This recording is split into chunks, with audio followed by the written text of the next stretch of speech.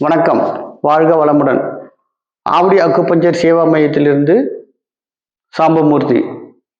Avadi acupuncture Seva மைய நிறுவனம் மருந்தில்லா மருத்துவம், அக்குபஞ்சர் மருத்துவம், வர்ம மருத்துவம், நமது பழங்கால மாற்று மருத்துவ முறைகள் அனைத்தும் மக்களுக்கு போய் சேர வேண்டும் என்ற நோக்கத்தில் குறைந்த கட்டணத்தில் பயிற்சி வகுப்பாகவும் சிகிச்சை முறையாகவும் கற்றுத்தரப்படுகிறது.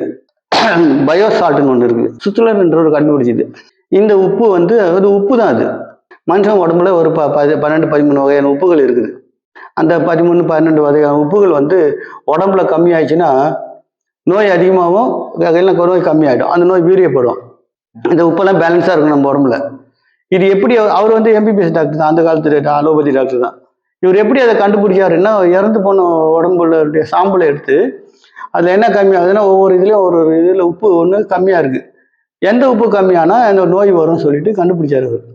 அப்போ இந்த உப்பு கொடுத்தா இவன் கண் பார்வை நல்லா வரும், வாய்ப்பேச நல்லா வரும், எலும்பு வளர்ச்சி இருக்கும், மூளை வளர்ச்சி இருக்கும்.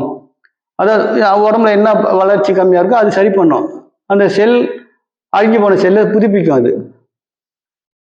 அது இது கண்டுபிடிச்சி அந்த மருத்துவம் இருக்குது. அது வந்து மருந்து கிடையாது, உப்பு மருந்து தான். அதுவும் வந்து ட்ரைனர் வருவாங்க, அவங்க ஒரு நாள் அப்படி சொல்லி கொடுத்துட்டு போவாங்க. அந்த மருத்துவம் நல்ல ஒரு இது. அந்த உப்பை நம்ம சாப்பிடணுமா இல்லை சாப்பிட்றது தான். அது பின் விளைவுலாம் ஒன்றும் கிடையாது, எஃபெக்ட் பண்ணாது. இங்கே மருந்து சாப்பிட்டா பின் விளைவு வந்து கழிவாக தான் வெளியே போயிடும். இந்த உப்பு சாப்பிட்றீங்க, உப்பு நம்ம சமையலில் போட்டு சாப்பிட்றோம். உப்பு அதிகமாக சாப்பிட்டோம்னா தண்ணி குடிச்சா போதும், நிறைய தண்ணி தான் எடுக்கணும். உப்பு அதிகம் சாப்பிட்றதுன்றாங்கல்ல, அது எது தண்ணி நிறைய குடிக்கணும், தண்ணி குடிச்சு அந்த உப்பு போயின்னே இருக்கும், யூரின்ல வெளியே போயிடும், வேர்வை வெளியே போயிடும், வேர்வைலாம் உப்பு பூத்து போயிடும்.